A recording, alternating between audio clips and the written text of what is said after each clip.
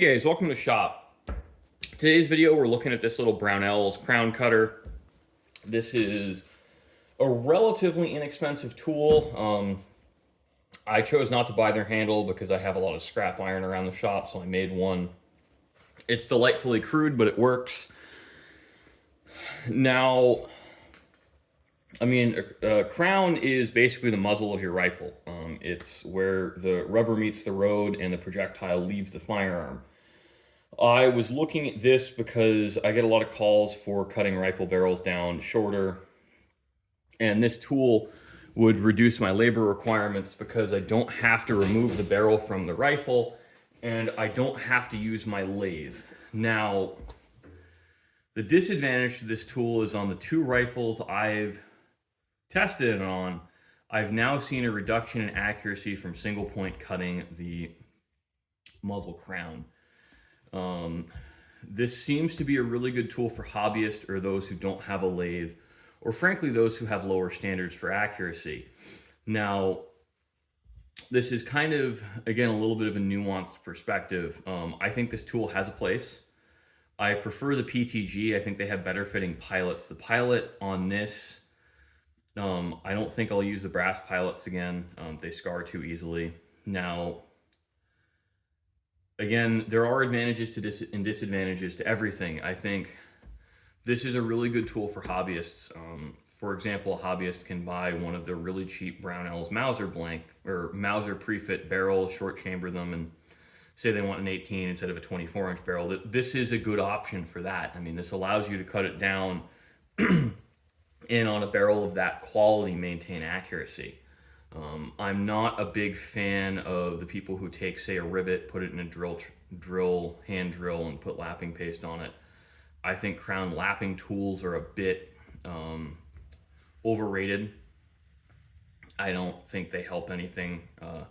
They don't seem to hurt anything either because you're really not removing that much material unless you leave lapping paste in the bore. Now, one of the reasons I started looking at this is it really is a significant labor reduction. Honestly, it's kind of a pain in the ass to pull the barrel and cut it down on the lathe. I charge more than a lot of customers think it's worth, but I really have to charge for shop overhead. And this is part of running a business that's not obvious. Most gunsmiths are incompetent businessmen and undercharge for their services. They really don't turn a profit. And in my shop, I don't want machining to be a loss leader. I do want to turn a profit on it. So I have to charge more. And part of that is I'm more limited in my services than a lot of the competition. And I have just narrowed what I'm willing to do on machine time to focus on what I can make money on and what customers are willing to pay.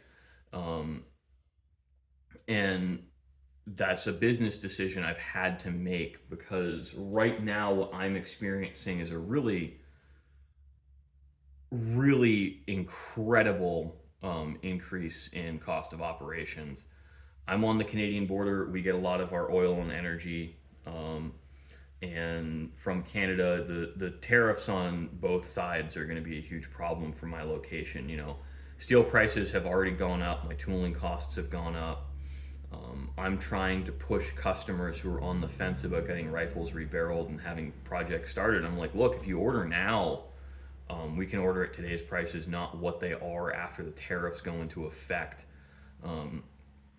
There's going to be some lag time, but I was really hopeful for this tool because I've used the Pacific Tool and Gauge crowning tools in the past, and I think they work very well. They don't work as well as single point crowning, but on a rifle like what we have in the background here, I don't think that difference will matter. I just found an observable difference with this tool versus single point cutting on this rifle and another rifle I have in the shop. I don't think I've made any videos on it, but with that in mind, I'm not really recommending this. I'll use it obviously if just because I have it now. I think one of the good applications for it is really the Remington 7600s. I cut one of those down every month, and those aren't terribly accurate rifles to begin with, so I think there will be no negative impacts from a firearm on a firearm like that using a tool like this. that's an application where this makes sense, and that knocks quite a bit of time off of it. I don't really like cutting those down, but the customer's always right. Just with the what's the word I'm looking for? With the barrel lugs and barrel extension on them, they're honestly a lot harder to pull a barrel on than people may realize. Or not pull the barrel, but set up in a lathe. I have to do a lot of creative fixturing, and it's a lot. It's a pain in the ass. And with that in mind, I looked at this and was like, oh, this is an option. I think it's an option worth exploring. I'll present it to customers with the information in this video and let them make a decision. I really do push people towards just like pay what it costs, let me single point, let me set up in the lathe, indicate everything in. And the reason these piloted tools are less accurate than single point cutting is because the pilot itself requires clearance in the bore.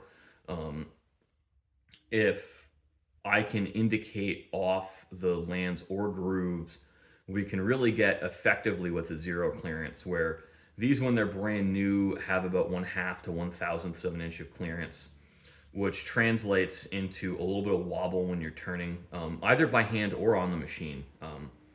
I could potentially make something so I can use this as a piloted tool on the lathe.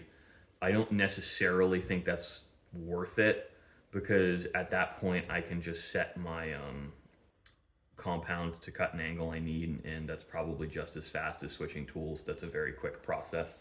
The time of setting up on a lathe doesn't come from anything other than indicating. The indicating is time consuming.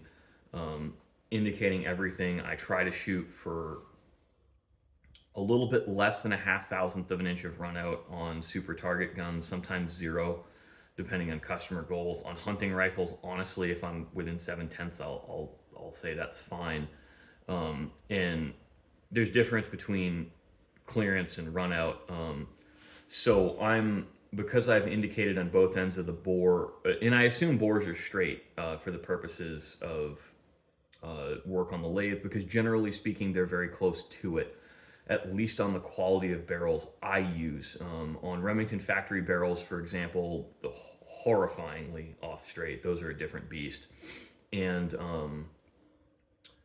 Green Mountain are very similar to Remington factory barrels. They have potential.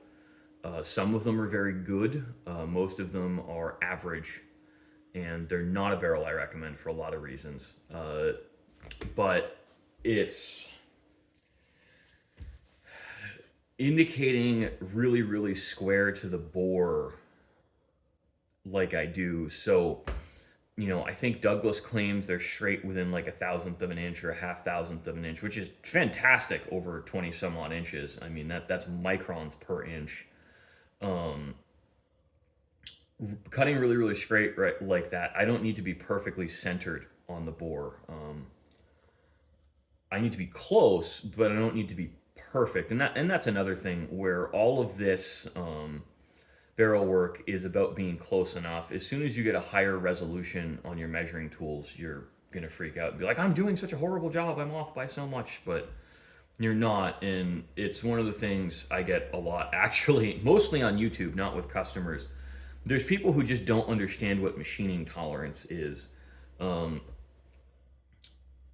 it's not just clearance on this tool that's a problem. It's surface finish seems to make a difference, especially with boat-tailed bullets. With flat-based bullets, it seems to have less of an effect. I just think single point cutting really is the way to go, and it's what I recommend if you take anything away from this video.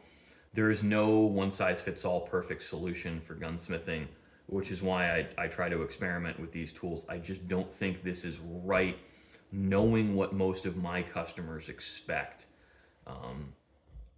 And I think that the problems with this will only present more as the pilot wears. These seem to be very much consumable items.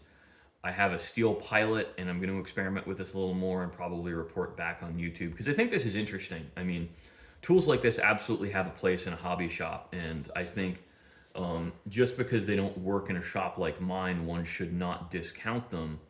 We should just understand limitations to the tools and methods we're using.